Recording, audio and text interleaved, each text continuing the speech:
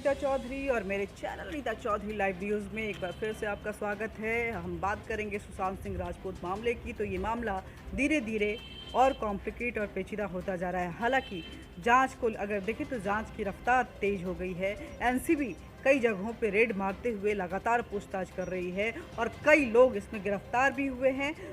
रिया का भाई शौविक वो डिटेन कर लिया गया है। आप पहले ही रिया से लगातार पूछताछ चल रही है। खबर ऐसी आ रही है कि रिया काफ़ी हद तक बहुत सारी बातों को कबूल कर रही है, लेकिन बात जब सुशांत सिंह मौत की आ रही है तो कहीं ना कहीं झूठ बोलती हुई नज़र आ रही है और बार बार अपने बातों से मुकरती हुई नज़र आ रही है और ख़ुद ही अपने बातों में फंसती हुई नज़र आ रही है। तो ये सारी चीज़ें देखनी होंगी। इधर रिया के एडवोकेट जो हैं वो अब रिया की फैमिली पे आक्रामक हो रहे हैं, क्योंकि फैमिली का कहना था कि जो रिया दवाई दे रही थी वो बिल्कुल गलत था, वो अपने मन से दे रही थी, परिवार का परमिशन नहीं ली थी। सुशांत बस महज एक एंग्जाइटी से गुजर रहा था। उसको जो कि हर किसी को, हर नॉर्मल व्यक्ति को भी एंग्जाइटी होता है, उस वक्त में एक रिलैक्स की ज़रूरत होती है। लेकिन रिया उसको उस लेवल से कहीं हट के कुछ अलग ही तरह की दवाइयाँ दे रही थी और हाई लेवल की दवाइयाँ दे रही थी जो उनके स्वास्थ्य को और भी ख़राब कर रहा था। अब क्योंकि सुशांत के मौत के पहले रिया की बहन ने कहा था कि एक चैट सामने आया है रिया और उनकी बहन के बीच में, जिसमें उनकी बहन ने कहा था कि आप जो दवाई दे रही हैं वो उसको देना बंद कीजिए। राम मनोहर लोहिया के डॉक्टर ने ये दवाई प्रिस्क्राइब की है, आप उसको यही दवाई दीजिए। ये एंग्जाइटी की दवाई है जिसको देने से रिया ने मना कर दिया था और इसी बात को लेकर के झगड़ा हुआ था। कहा जा रहा है सुशांत अपनी बहन की प्रिस्क्राइब की हुई दवा को खाना चाहता था, लेकिन रिया उसे खाने नहीं दे रही थी। इसी चीज़ को लेकर के रिया ने एक कंप्लेंट फाइल की है कि उनकी बहन खुद दे रही थी वो दवाई की क्या ऑथेंटिसिटी है। मैं जो उनका इलाज करी थी, वो मेरे अंडर में जो इलाज चला था वो सही इलाज था, और जो राम मनोहर लोहिया के डॉक्टर की द्वारा प्रिस्क्राइब किया गया था वो दवाई जो है किस बिना पे दिया गया, जबकि उस वक्त में सुशांत सिंह राजपूत दिल्ली में नहीं थे, वो मुंबई में थे। हालांकि फैमिली की तरफ से और उनके वकील की तरफ से ये पहले ही क्लियरिफाई कर दिया गया था कि क्योंकि उस वक्त में कोरोना का समय चल रहा था, सुशांत सिंह राजपूत नहीं आ सकते थे, सोशल डिस्टेंसिंग मेंटेन की जा रही थी और ऐसे में उस वक्त ये गाइडलाइन जारी की जा रही थी कि सारी स्थितियों को देखते हुए डॉक्टर अगर कोई दवा मेडिसिन प्रिस्क्राइब कर रहा है तो उसे लिया जा सकता है। ऐसे में उन्होंने कोई गलत नहीं किया है, लेकिन रिया अपने मन के मुताबिक, जो कि सुशांत की तबीयत को और ख़राब कर रहा था, वो दवा दे रही थी। लेकिन इन सब के बीच में और भी कई बातें हैं जो सामने आई हैं। लगातार जो है जांच बढ़ता जा रहा है और ड्रग्स मैंगल जो है वो सामने निकलता जा रहा है। कई तथ्य सामने आ रहे हैं, बड़े बड़े लोग इसमें फंसते हुए नजर आ रहे हैं, लेकिन शिवसेना की, महाराष्ट्र की सरकार लगातार इन सारी चीज़ों को डिफेंड करती हुई नजर आ रही है। अगर हम मुंबई पुलिस की बात करें तो मुंबई पुलिस आखिर क्या कर रही थी ये समझ में नहीं आ रहा है। जिन लोगों से पूछताछ करनी चाहिए थी, चाहे वो दीपेश सावंत हो, चाहे सैमुअल मिरांडा हो, चाहे नीरज हो, चाहे सौविक हो, चाहे रिया चक्रवर्ती हो, या आसपास के जितने भी उनके जानने वाले लोग हो, कि आखिर क्या मामला है, क्योंकि सुशांत का मौत ये तूल पकड़ चुका था। लेकिन मुंबई पुलिस की तरफ से लगातार ये कोशिश हो रही थी कि सुशांत ने आत्महत्या की है और क्लोजर रिपोर्ट फाइल करने के फिराक में वो थे। हालांकि जैसे ही सेंट्रल एजेंसीज वहाँ पे पहुँची तो कई तथ्य सामने आए। रिया के ईडी ने कई छानबीन के तहत रिया के कई ट्रांजैक्शन वो सामने आए हैं और कई चैट सामने आए। एनसीबी के छानबीन के तहत कई मामले जो हैं वो सामने आए हैं ड्रग्स को लेकर के। सीबीआई अपने लेवल पे तहकीकात कर रही है, लेकिन हालांकि अभी तक ये नहीं आया है कि आखिर सुशांत ने हत्या हुई है या आत्महत्या की। अगर आत्महत्या हुई तो क्या ये प्रोवोकेटिव आत्महत्या थी, क्या सुशांत को सच में ड्रग्स देकर उनको निस्तेज किया जा रहा था, उनको एक एडिक्शन दी जा रही थी ताकि वो मानसिक तौर पे कमज़ोर नज़र आए और वो अपने आप को वीक फील करें, ताकि वो निष्क्रिय हो जाए और रिया उनके हर चीज़ पे अपना कब्जा बना ले। क्या ये एक सोची समझी साजिश थी? अगर ये साजिश थी तो क्या सिर्फ रिया इसमें इन्वॉल्व है या बाकी उनके पीछे पूरा नेक्सस था? सुशांत सिंह राजपूत की दोस्त स्मिता पारिक जो बार बार कहती हैं कि सुशांत बार बार कहता था कि दिशा सालियान चली गई है, उसकी मौत हो चुकी है, अब वो मुझे नहीं छोड़ेंगे। आखिर सुशांत को क्या डर सता रहा था? क्या धीरे धीरे सुशांत भी इस नेक्सस में अनजाने में ही वो इन्वॉल्व हो गए थे और उससे बाहर निकलना चाह रहे थे? और उनको बहुत सारी ऐसी चीज़ें पता थी जिसको वो अगर ओपन प्लेटफॉर्म पे कभी गलती से भी आ जाता तो उनके लिए मुसीबत बन सकता था। और जो लोग भी इस नेक्सस में शामिल थे उनको ये पता था कि सुशांत अगर उनके लिए बड़ा खतरा बन चुका है तो उन्होंने दिशा सालियान और सुशांत को ख़त्म कर दिया।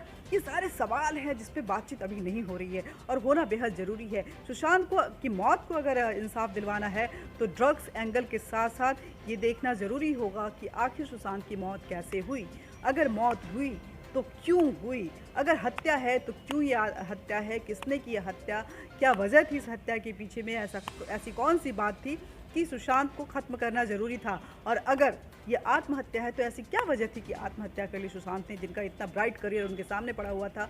और किसने उनको इस दिशा में प्रोवोक किया, कौन उनको निस्तेज कर रहा था, किस तरह के उनको ड्रग्स दिए जा रहे थे, अगर ड्रग्स दिए जा रहे थे क्या साजिश थी इसके पीछे, और इस साजिश में कौन कौन से लोग शामिल थे। इन सारे सवालों के जवाब देने अभी मिलना हर किसी को जरूर है। हर कोई डिमांड कर रहा है, हर कोई के जहन में इस तरह के सवाल हैं और हर कोई चाहता है कि इन सवालों के जवाब जरूर मिले। लेकिन अभी तक कोई ऑफिशियल स्टेटमेंट, चाहे वो ईडी हो, चाहे एनसीबी हो, चाहे सीबीआई हो, उनकी तरफ से नहीं आया है। लेकिन अभी भी हम देखें तो शिवसेना की सरकार और मुंबई पुलिस इस पूरे नेक्सस को डिफेंड करती हुई नज़र आ रही है। उनकी तरफ से कोई भी इस तरह की कार्रवाई मुंबई पुलिस की तरफ से नहीं होती हुई नज़र आ रही है। वो बार बार रिया को डिफेंड कर रहे हैं और अपने बचाव में अलग अलग पैंतरे अपना रहे हैं। जैसे कि रिया ने जो कंप्लेन फाइल की, उन्होंने कंप्लेन ली है और वो उस पर कार्रवाई करने को राज़ी हो गए हैं। उसी तरह से अगर देखें तो शिवसेना की महाराष्ट्र की सरकार जो भी इस केस पे बोल रहा है उसके खिलाफ आक्रामक हो रहे हैं। लेकिन जो ड्रग्स एंगल आ रहा है, जो बॉलीवुड इन्वॉल्व हो रहा है, उसको लेकर के वो बातचीत नहीं करना चाहते हैं। उसको लेकर के एक शब्द भी स्टेटमेंट उनके सामने तरफ से नहीं आया है और उन्होंने आश्वासन नहीं दिया है कि अगर इस तरह की चीज़ें यहाँ चल रही हैं तो हम उसके लिए सख्त ज़रूर होंगे। सरकार इस चीज़ों को कतई बर्दाश्त नहीं करेगी। एक जरा सा भी बात उनकी तरफ से नहीं आया। इन सब के बीच में अगर देखें तो शिवसेना और कंगना रनौत के बीच में ठन सी गई है, राजनीति तेज हो गई है। बीजेपी जहाँ कंगना रनौत को, बीजेपी की जहाँ जहाँ भी सरकार है, चाहे हिमाचल की सरकार की बात करें, हिमाचल के मुख्यमंत्री जयराम ठाकुर ने और केंद्र के होम मिनिस्ट्री ने उनको वाई कैटेगरी की सुरक्षा प्रदान की है। और शिवसेना की अगर बात करें तो शिवसेना लगातार कंगना पे आक्रामक हो रही है, उन पे अटैक किए जा रही है। उनका कहना है कि अगर कंगना को डर लगता है तो वो मुंबई में नहीं घुस सकती हैं, उनको आने की ज़रूरत नहीं है और अगर वो यहाँ आती हैं तो उनकी खैर नहीं रहेगी। उनको हरामखोर बोलना, उनके पिताजी को लेकर के उनको गाली देना, ये सारी चीज़ें संजय राउत की तरफ से हो चुका है। सिर्फ संजय राउत नहीं बल्कि महाराष्ट्र के गृह मंत्री, होम मिनिस्टर की अगर बात करें तो अनिल देशमुख ने भी कंगना को एक तरह से धमकी दे दी है कि वो महाराष्ट्र में एंटर नहीं कर सकती हैं। इन सब के बीच में कंगना ने ये कह दिया कि चाहे कुछ भी हो जाए मैं मुंबई आऊँगी। मुंबई इस देश का एक हिस्सा है, वो मेरा भी जगह है, मेरी कर्म भूमि है, वहाँ पे मेरा सब कुछ है, मैं ज़रूर आऊँगी। और उन्होंने तारीख भी मुकर्रर कर दी है कि 9 सितंबर को मैं मुंबई पहुँच रही हूँ। इस बीच में शिवसेना की तरफ से ये धमकी मिली कि अगर वो आई तो उनकी खैर नहीं है। और उनके आने के ठीक पहले बीएमसी की तरफ से शिवसेना अपने रंग दिखाने शुरू कर दिए हैं। बीएमसी की तरफ से उनके दफ्तर में लगातार रेड पड़ा है और इस रेड में उनके हर जो पेपर्स हैं उनको खंगाले जा रहे हैं। उनको कहीं ना कहीं कुछ लूप होल्स ढूंढा जा रहा है ताकि इस दफ्तर को ख़त्म किया जाए और उन कंगना को कटघरे में खड़ा कर दिया जाए ताकि कंगना किसी भी तरह महाराष्ट्र सरकार के गिरफ्त में आ जाएं। हालांकि कंगना ने अपनी तरफ से सारे पेपर्स ओपन कर दिए हैं कि जो भी हमने वहाँ पे कंस्ट्रक्शन किया है वो बीएमसी के परमिशन के साथ किया है। कोई भी 1 इंच भी इलीगल कंस्ट्रक्शन नहीं है। सारे पेपर्स उनके पास मौजूद हैं, सारी चीज़ें वो शेयर कर चुकी हैं और ये आश्वस्त करी है कि उनकी तरफ से कोई गलती नहीं है, लेकिन उनको फंसाया जाएगा, उनको अटैक किया जाएगा।